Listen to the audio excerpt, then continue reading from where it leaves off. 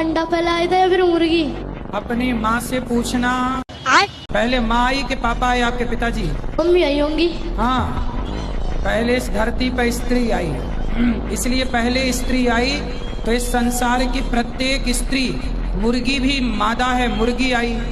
तो जो स्त्री है वो पहले आई, तो मुर्गी पहले आई, अंडा बाद में आया। क्या कर रहे हैं यार तू?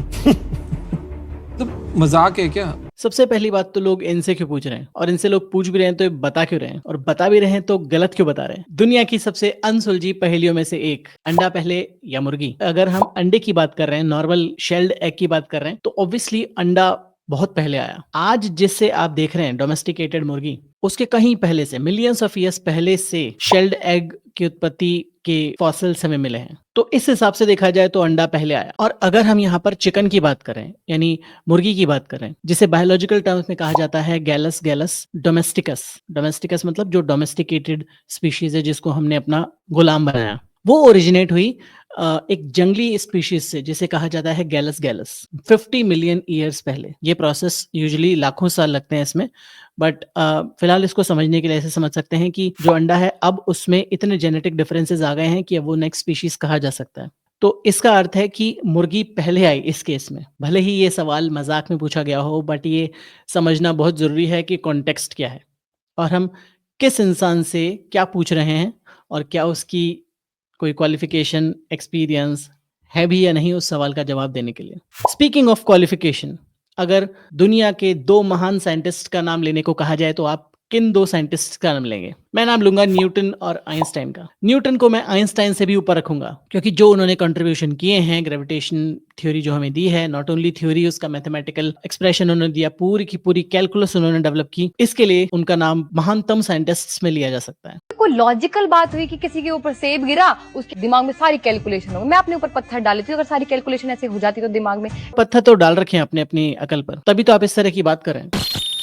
ऐसा कुछ नहीं होता है। आपने प्रयास भी नहीं करा ये जानने के कि 1200 वर्ष पहले ही हमारे भास्कर आचार्य जी इस बारे में बता चुके हैं। किसके बारे में? लॉ ऑफ ग्रेविटी के बारे में। वो बताते हैं कि इस पृथ्वी में एक ऐसा गुरुत्व है, यदि हम गेंद को ऊपर फेंकते हैं तो ये पृथ्वी अपनी तरफ उस गेंद को खींचेगी। कहा था ये बल जो है ना, इसका नाम गुरुत्वाकर्षण है। ये महर्षि भास्कर आचार्य जी बहुत पहले बता चुके थे, और उससे पहले थी महर्षि कणाद, वैशेषिक दर्शन में वो पहले ही ग्रेविटेशन लॉ के बारे में बता चुके थे, अणु परमाणु के बारे में बता चुके थे। हमें लगता है कि एटम थ्योरी जो है वो डल्टन की थ्योरी है, वो महर्षि कणाद की थ्योरी। महर्षि कणाद ने एटम और मॉलिक्यूल्स के बारे में बताया। वो कहते हैं कि जो भौतिक संसार है ना, ये छोटे छोटे अणुओं के संघनन से बना हुआ है, यानी जुड़ाव से बना हुआ। छोटे छोटे अणु हैं, उनके जुड़ाव से ये पूरा भौतिक संसार बना हुआ। कब बता दिया था उन्होंने? डल्टन से कितने वर्ष पहले बता दिया था महर्षि कणाद ने। ये एक बहुत बड़ी गलतफहमी है कि न्यूटन के सर पर एप्पल गिरा था, सेब गिरा था, और उसके बाद से ही उन्हें सारी की सारी ग्रेविटेशनल थ्योरी एकदम से रिकॉल हो गई और उन्होंने दुनिया की सबसे बेहतरीन थ्योरी बना डाली। ये सब अर्बन लेजेंड्स हैं, कहानियां हैं जो लोग चलाते रहते हैं और हम सुनते रहते हैं। ऐसा कुछ नहीं होता है। सिर्फ हिंदू धर्म में नहीं, बाकी सारे धर्मों में भी ये बातें आपने बहुत बार सुनी होगी। हमने भी काफी वीडियोस बनाए हैं। ऑलमोस्ट हर धर्म को सब कुछ पहले से ही पता था, सभी कुछ। नॉट ओनली ग्रेविटेशनल थ्योरी, बल्कि क्वांटम मैकेनिक्स से लेकर एआई का जो जनरेशन है, इंटरनेट से लेकर सभी कुछ पहले से ही पता था, उसके इन्वेंशन से भी कई हजारों सालों पहले। इस बात में कोई शक नहीं है कि भारत में बेहतरीन साइंटिस्ट्स हुए हैं, आर्यभट्ट से लेकर अब्दुल कलाम तक। बट हर चीज का क्लेम अपने ऊपर ले लेना, ये अच्छा बात नहीं है। जिन महर्षि कणाद की बात ये कर रही हैं, उन जैसे और भी बहुत से लोग हुए हैं इतिहास में जिन्होंने ये फिनोमिनन ऑब्जर्व किया है। ये देखा है कि चीजें गिरती हैं नीचे की तरफ, पर इसका मैथमेटिकल इक्वेशन, मैथमेटिकल कैलकुलेशन सिर्फ और सिर्फ न्यूटन ने दिया था। क्योंकि न्यूटन ने ना सिर्फ थ्योरी ऑफ ग्रेविटेशन दिया, उसके इक्वेशंस दिए, बल्कि पूरा का पूरा कैलकुलस भी इजाद किया। हालांकि इस बारे में बहुत सारी कंट्रोवर्सीज हैं कि क्या न्यूटन ने सच में कैलकुलस इजाद किया था कि नहीं, और इस बारे में बहुत से लोगों ने वीडियोस भी बनाए हैं। और उन वीडियोस के जरिए नॉट ओनली कैलकुलस बल्कि पूरा का पूरा न्यूटन के वर्क को ही डिस्क्रेडिट करने की कोशिश की जा रही है। रिसेंटली मैंने अपनी एक वीडियो में बताया था कि इंग्लैंड की प्रसिद्ध मैनचेस्टर यूनिवर्सिटी ने सिर्फ क्लेम नहीं, कंफर्म कर दिया कि आइजैक न्यूटन ने कैलकुलस और ग्रेविटी की थ्योरी भारतीय किताबों से कॉपी की है, और ये सब उन्होंने अपनी ऑफिशियल वेबसाइट पर डाल रखा है। आप इस वेबसाइट पर जाके देख सकते हैं। सबसे पहले तो मैनचेस्टर यूनिवर्सिटी ने कहीं नहीं क्लेम किया कि न्यूटन ने अपनी ग्रेविटेशनल थ्योरी कॉपी की है कहीं से। इस स्टेटमेंट में ना ही ग्रेविटेशनल थ्योरी और ना ही कैलकुलस, बल्कि कैलकुलस का एक फंक्शन जिसे इनफाइनाइट सीरीज कहा जाता है उसकी बात की गई है। ऐसा हो सकता है कि ये जो फंक्शन है इनफाइनाइट सीरीज, ये केरला स्कूल ने पहले अट्रीब्यूट किया हो सर आइजैक न्यूटन से भी पहले। जब हमने और डीप रिसर्च करी न्यूटन की थ्योरीज पे तो हमें ऐसा कुछ मिला जिसे जानकर आप हैरान हो जाओगे। न्यूटन के 3 लॉज ऑफ मोशन हम पढ़ते हैं, लेकिन यही 3 लॉज ऑफ मोशन इसी वैशेषिक सूत्र में पहले से मेंशन्ड है। लॉ नंबर 1, वेगनिमित्त विशेषता कर्मणो जयते। तो यहाँ न्यूटन एग्जैक्टली सेम चीज लिखते हैं, every object moves in a straight line unless acted upon by a force. Law number 2, वेगनिमित्तापेक्षात् कर्मणो जयते नियतिक क्रिया प्रबंध हेतु। सेम यहाँ पर the acceleration of an object is directly proportional to the net force exerted and inversely proportional to the object mass. Law number 3, वेग संयोग विशेष विरोधी। और यहाँ पे भी न्यूटन ने जस्ट संस्कृत का इंग्लिश किया है। और ये ऐसा नहीं कि हमने इसको खोजा है, American journal of engineering research AGER ने ऑफिशियली इसको 2020 में अपनी ऑफिशियल रिसर्च पेपर में इसको छापा है, जो आप इसकी वेबसाइट ager.org पर पढ़ सकते हैं। जब भी ये भाई साहब कोई भी वीडियो पब्लिश करते हैं उससे पहले जीरो रिसर्च करते हैं, और जो भी रिसर्च पेपर या आर्टिकल्स का ये जिक्र करते हैं अपने वीडियोस में उसको खुद ही नहीं पढ़ते हैं या जानबूझकर इस तरह के क्लेम करते हैं ताकि इनके वीडियोस को व्यूज मिले। और जिस रिसर्च पेपर और जिस जर्नल की बात ये वीडियो में बार बार कर रहे हैं वो भी शायद उन्होंने ठीक से एक बार भी उठाकर भी नहीं देखा, क्योंकि जिस अमेरिकन जर्नल की बात, ऑफिशियल वेबसाइट की बात कर रहे हैं, वो एक नॉन पीयर रिव्यूड जर्नल है। नॉन पीयर रिव्यूड यानी कि उस जर्नल में जो भी पेपर प्रकाशित होते हैं उनको इंडिपेंडेंटली कोई भी फैक्ट चेक वेरीफाई नहीं करता। और जिस इंडिविजुअल पेपर की रिसर्च आर्टिकल की बात ये कर रहे हैं वो लिखा है एक सेकंड ईयर के मैकेनिकल इंजीनियरिंग स्टूडेंट ने। ये एक नॉन पीयर रिव्यूड एक तरह से प्रीडेटरी जर्नल है जो पैसा लेकर आपकी कोई भी रिसर्च पब्लिश कर देता है। मैं इन भाई साहब से जिनके मिलियन से भी ऊपर सब्सक्राइबर्स हैं यूट्यूब पर, उनको मैं सिर्फ यही कहूंगा कि अगर आप कोई वीडियो बना रहे हैं तो उसको फैक्ट चेक जरूर कीजिए। एटलीस्ट जो रिसर्च पेपर आप दे रहे हैं, बाकी तो नहीं पढ़ सकते, बट जो रिसर्च पेपर, जो आर्टिकल आप अपने वीडियो में दे रहे हैं एटलीस्ट उसको तो पढ़ लीजिए। अगर आप एक स्टूडेंट हैं जो 8वीं से लेकर 12वीं तक हैं या कॉलेज के पहले या दूसरे साल में हैं और आपको बिल्कुल नहीं समझ में आ रहा कि अब क्या करूं, कौन सी स्ट्रीम लूं या करियर का डायरेक्शन नहीं मिल रहा, तो आप मुझे रीच आउट कीजिए। मैं एक एक्सपीरियंस्ड और क्वालिफाइड करियर गाइडेंस कोच हूं और मैं सालों से इस काम को कर रहा हूं। तो please reach out to me for any career related question. मुझे रीच आउट करने के लिए एक सिंपल सा गूगल फॉर्म है, उसे फिल कीजिए और सबमिट कर दीजिए। मैं आपसे कनेक्ट करूंगा और आपकी सारी प्रॉब्लम्स सॉल्व करने की पूरी कोशिश करूंगा। अंग में देवी आई, अंग में देवी आई। आपको इसका एक साइंस बताता हूं। जब मैं फर्स्ट ईयर मेडिकल कॉलेज में था ना, एक चैप्टर था रेस्पिरेटरी सिस्टम। कोई भी बंदा अगर 10 मिनट तक ना जोर से सांसें लेगा ना, डीप ब्रीथिंग करेगा और फास्ट, और उसके बाद में किसी के बारे में भी सोचेगा ना, उससे वो कनेक्ट हो जाएगा। ये आप करके देखना है, मतलब ये साइंस में समझा है। ये क्या है? कुछ भी कहीं आपने कॉमर्स में तो मेडिकल की डिग्री नहीं ले ली? Exactly, तो ये जब आप डीप ब्रीथ करते हो ना तो एयर ईथर के साथ आ जाता है, 2 एलिमेंट आ जाते हैं। और ईथर में चेतना, जिसकी भी आपकी एक फेथ होती है ना, कनेक्शन होता है या अटैचमेंट होता है, आपको लगता है मैं वही हूँ। 10 लोगों को एक ही देवी, एक ही टाइप ही आती है, तो मैं एक को एक आ सकती है। 10 लोग कैसे बोल सकते कि मेरे को भी यही देवी है? That is channelising. मुझे नहीं पता कि ये जो भाई साहब इंटरव्यू दे रहे हैं वो सच में डॉक्टर हैं कि नहीं है, इनकी क्वालिफिकेशन है क्या नहीं है, वो सब इररिलेवेंट है अभी फिलहाल यहाँ पर। ये जिस ईथर नाम का जिक्र कर रहे हैं वो केमिस्ट्री वाला ईथर नहीं है। ये ईथर है जिन्हें एंशिएंट ग्रीक फिलॉसफी में गॉड लाइक एलिमेंट समझा जाता था, जो ह्यूमंस को हायर बीइंग से यानी कि स्पिरिट से या प्रेतात्माओं से कनेक्ट कर सकता था। वो है ये ईथर, जो कि अगेन कंप्लीटली मेड अप चीज है। 10 के 10 कनेक्ट हो गए वो। जैसा हॉटस्पॉट हो जाता है, ये भी कनेक्ट हो गया, मैं भी कनेक्ट हो गया, क्या आरती हो रही है, एक्टिवेशन हो गया, और लोग एयर ईथर में गया, ईथर कनेक्ट हो गया, और लोग उसमें क्वेश्चन आंसर्स भी करते हैं, ऑटो राइटिंग भी करते हैं। आपने देखा बागेश्वर धाम, वो भी ऑटो राइटिंग करते हैं। करो हाथ जोड़ के मैं मोदी साहब से गुजारिश करता हूँ। मेरी हाथ जोड़कर विनती है सरकार से कि इस तरह के पॉडकास्ट्स को तुरंत बंद किया जाए, क्योंकि वहां पर लोग व्यूज लेने के लिए कुछ भी बकवास कर रहे हैं। एयर ईथर से कनेक्ट हो गया, 2 लोग कनेक्ट हो गए, 10 लोग आपस में कनेक्ट हो गए, हॉटस्पॉट बन गया, वाईफाई निकल गया, पता नहीं क्या क्या। सपोजिटली डॉक्टर होते हुए, मेडिकल प्रोफेशनल होते हुए इस तरह की बकवास कर रहे हैं। सबसे पहले तो आई डोंट नो अगेन किस प्रकार के डॉक्टर हैं ये। इनका मेडिकल प्रैक्टिशनर का लाइसेंस अभी तक कैंसिल नहीं हुआ तो तुरंत प्रभाव से कैंसिल होना चाहिए, क्योंकि ये खुद ही स्यूडो साइंस और मिस इन्फॉर्मेशन फैला रहे हैं, और जो क्लियरली ये एक मानसिक बीमारी है। लोग इससे पीड़ित हैं, सालों साल कई लोगों की जान चली जाती है। उसको ट्रिविलाइज करके, उसको इस तरह से सेंसेशनलाइज करके सिर्फ अपने व्यूज बटोरने के लिए इतनी बकवास कर रहे हैं। कि हॉटस्पॉट कनेक्ट हो जाता है, वाईफाई कनेक्ट हो जाता है।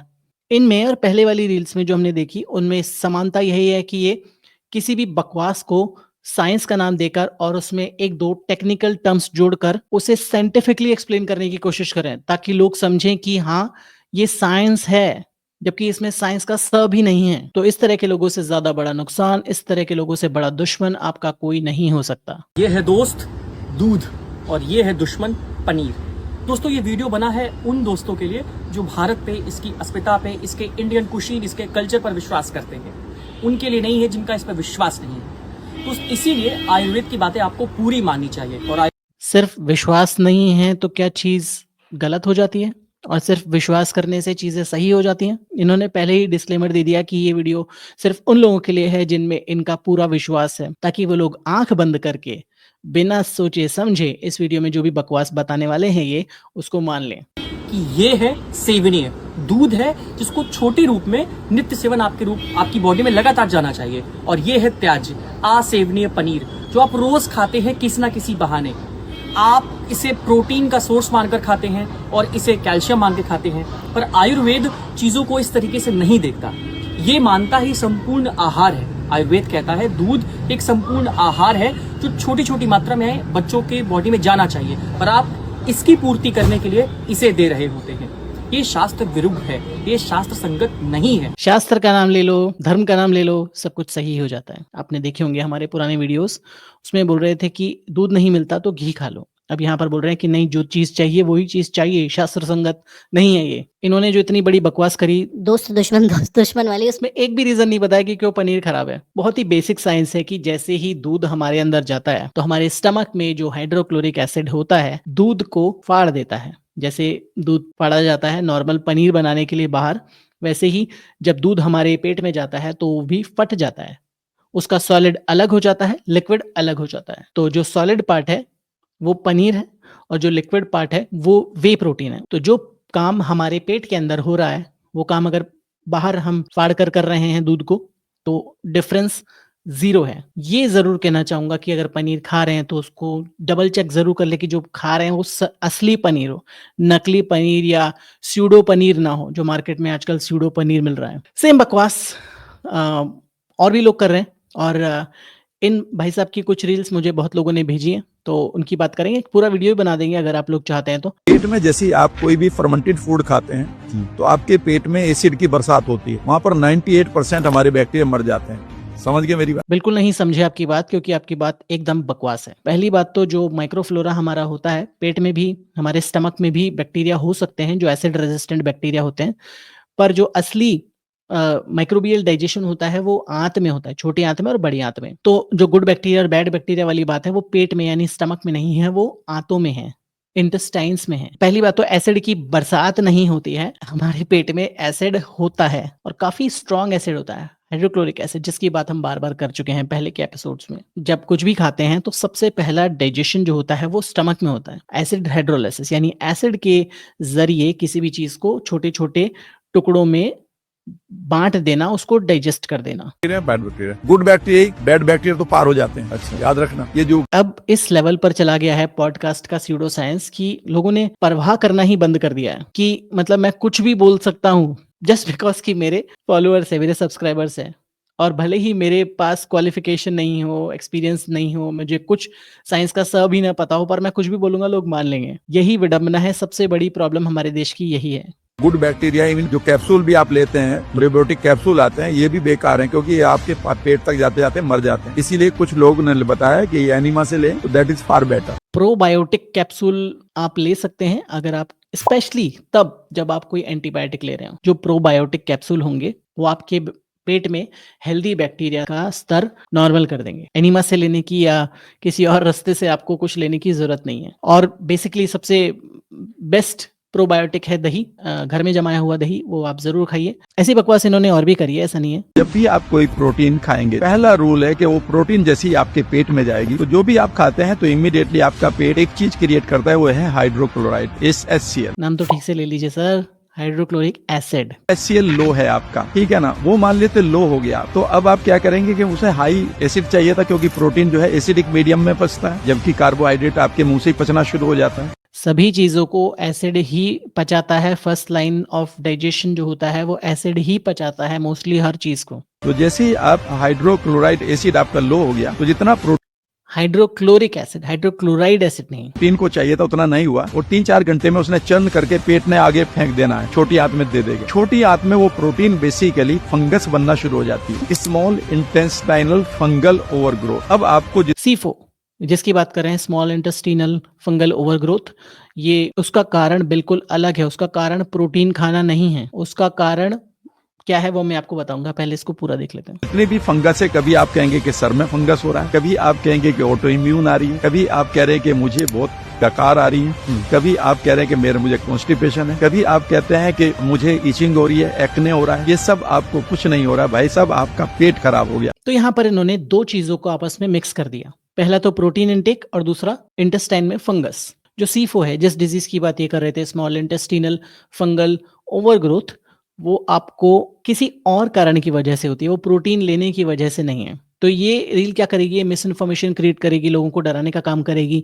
और जो ऑलरेडी लोग प्रोटीन नहीं ले रहे हैं, प्रोटीन डेफिशिएंट हैं, वो इस डर के मारे प्रोटीन लेना और भी कम कर देंगे कि प्रोटीन लेंगे तो सीफो हो जाएगा, जबकि सीफो होने का कारण बिल्कुल अलग है। जिन लोगों को सीफो की प्रॉब्लम होती है वो उनको होती है इन्फेक्शन की वजह से, अपने कमजोर इम्यून सिस्टम की वजह से, अगेन ना कि प्रोटीन की वजह से। सीफो में यानी इस बीमारी में जो 97% फंगस होती है वो होती है कैंडिडा स्पीशीज। कैंडिडा जो हमारी स्किन पर भी पाया जाता है, हमारे मुंह में भी पाया जाता है, हमारी पूरी बॉडी में कहीं ना कहीं रिप्रोडक्टिव ऑर्गन्स में पाया जाता है। तो ये अगर एक लेवल से कम हो तो कोई प्रॉब्लम क्रिएट नहीं करता, बट ये एक लेवल से ज़्यादा इसकी ग्रोथ हो जाए तो इसका मतलब ये फंगल इन्फेक्शन है, इसको दवाई की ज़रूरत है, ट्रीटमेंट की ज़रूरत है, और ये ठीक हो जाएगा। तो अगर आपको सीफो है ऑलरेडी और अगर आप प्रोटीन खाएंगे या कोई भी ऐसी चीज़ खाएंगे जिसका डाइजेशन में टाइम लगता है, तो आपको वो उस अंडरलाइंग एक कंडीशन को और बढ़ा सकता है, सीफो को बढ़ा सकता है। बट प्रोटीन खाने की वजह से again for the 1000th time सीफो नहीं होता। और ये जो स्टमक एसिड की बात कर रहे हैं, जो स्टमक एसिड कुछ लोगों में कम बन सकता है, वो कुछ दवाइयों की वजह से, जैसे प्रोटॉन पंप इनहिबिटर की वजह से हो सकता है। कई लोग ऐसी दवाइयाँ लेते हैं जिसकी वजह से जो एसिड फॉर्मेशन है हमारे डाइजेस्टिव सिस्टम में, उसका बनना कम हो जाता है। तो ऐसी कंडीशन में आप कुछ भी खाएंगे तो आपको हमेशा प्रॉब्लम रहेगी ही रहेगी। तो अगर बहुत प्रोलॉन्ग्ड टाइम तक, ज्यादा समय तक प्रोटॉन पंप इनहिबिटर दवाइयाँ ली जाएं तो आपके पेट में एसिड बनना कम हो जाएगा। इस केस में अगर आप हैवी खाना खाते रहेंगे तो वो हैवी खाना पचेगा नहीं और वो बैक्टीरियल या फंगल ग्रोथ का काम आपके स्टमक में कर देगा। हम क्यों कहते हैं कि आपको नॉनवेज नहीं खाना चाहिए? What is the logic? Food में बेसिक फिलॉसफी क्या है? जो आपकी 5 सेंसेस में से 3 या 4 को एटलीस्ट रॉ फॉर्म में अच्छा लगता हो, that is right food for you. Let's say आपने एक फल देखा, फल के भाई के एक्सप्रेशन जरूर दिखिएगा, ये क्या एक्सप्रेशन है यार। आपने एक फल देखा, फल आपकी आंखों को अच्छा लगेगा रॉ फॉर्म में। जब आप उस पे हाथ लगाओगे आपको वो रॉ फॉर्म में अच्छा लगेगा। जब आप उसको खाओगे जीभ को, वो टेस्ट में अच्छा लगेगा। उसकी जो स्मेल है वो आपकी नाक को अच्छी लगेगी। नाउ कमिंग टू नॉनवेज, क्या वो देखने में अच्छा लगता है रॉ फॉर्म में? क्या वो स्मेल में रॉ फॉर्म में अच्छा लगता है? क्या वो रॉ फॉर्म में टेस्ट में अच्छा लगता है? क्या वो रॉ फॉर्म में स्पर्श में अच्छा लगता है? जो भी चीजें आपकी जितनी सेंसरी ऑर्गन्स को कम, ऐसे शौक है नहीं कि हम रॉ फॉर्म में मीट को स्पर्श करें। तोबा तोबा तोबा, थारा मूड खराब कर दिया। बट रिगार्डलेस तृप्त करती हैं, वो उतना नुकसान करती हैं। तो बेसिकली यहाँ पर सर बात कर रहे हैं कि रॉ फॉर्म में चीजें बेस्ट होती हैं और कुक्ड फॉर्म में या प्रोसेस्ड फॉर्म में चीजें खराब होती हैं। कुछ वेजिटेबल्स और बहुत सारे फ्रूट्स को हम रॉ फॉर्म में ही खाते हैं, तो ऊपर ऊपर से ये बात ठीक ठाक लग सकती है कि हाँ सही में रॉ फॉर्म में खाना बेस्ट है, प्रोसेस्ड फॉर्म में खाना गलत है। बट अधिकतर चीजें जो आप देख रहे हैं, अपने आसपास में खा रहे हैं, वो प्रोसेस्ड की हुई हैं, कुक की हुई हैं, और आप उनको कच्चा नहीं खा सकते। चावल को रॉ फॉर्म में नहीं खा सकते, गेहूं को रॉ फॉर्म में नहीं खा सकते, बहुत सारी सब्जियों को रॉ फॉर्म में नहीं खा सकते, आलू को रॉ फॉर्म में नहीं खा सकते, बैंगन को रॉ फॉर्म में नहीं खा सकते। The list goes on and on. बहुत सारी ऐसी वेजिटेबल्स और खाने की चीजें हैं जिन्हें आप रॉ फॉर्म में नहीं खा सकते, उनको आपको प्रोसेस करना पड़ेगा। तो ये एनालॉजी जो दे रहे हैं ये अप्लाई नहीं होती। अगर आपको नॉनवेज नहीं खाना है, मीट नहीं खाना है, इट्स योर चॉइस। पर मुद्दे की बात यह है कि आपकी nutritional requirements of macros and माइक्रोज, यानी मैक्रोज यानी प्रोटीन, कार्ब्स और फैट्स और पानी, और माइक्रोज यानी कि जितने भी एलिमेंट्स हैं, यानी कि आयरन, फास्फोरस, कैल्शियम, मैग्नीशियम या विटामिन्स, इनकी रिक्वायरमेंट पूरी हो रही हैं किसी प्रकार के खाने से, इट्स ऑल गुड। जो भी खाना है वो आपकी पर्सनल चॉइस है। मीट नहीं खाना है, दूध नहीं पीना है, अंडे नहीं खाने हैं, बिल्कुल मत खाइए, बट आपकी न्यूट्रिशनल रिक्वायरमेंट बाकी चीजों से अगर पूरी हो रही है तो। अगर आपको ये वीडियो पसंद आया तो इस वीडियो को लाइक कीजिए, ज्यादा से ज्यादा लोगों तक शेयर कीजिए और हमारे चैनल को सब्सक्राइब कर लीजिए अगर अभी तक सब्सक्राइब नहीं किया है तो। दिसंबर के महीने में बहुत ही अमेजिंग वीडियोस आने वाले हैं। अगर आपने हमारे चैनल को सब्सक्राइब नहीं किया है तो अभी अभी अभी कर लीजिए तुरंत। हमें इस समय पर रीच बढ़ाने की बहुत जरूरत है, जब हम 62 पर स्टक हो गए हैं, 62,000 पर। तो प्लीज जरूर सब्सक्राइब कर लीजिए, हमें सपोर्ट कीजिए, चैनल मेंबर बनिए, वन टाइम यूपीआई सपोर्ट कीजिए, बाय मी अ कॉफी, जो भी और जिस तरीके से भी आप सपोर्ट कर सकते हैं हमारे चैनल को जरूर सपोर्ट कीजिए। मिलूंगा ऐसे ही एक और अमेजिंग वीडियो में यहाँ पर, तब तक बी लॉजिकल।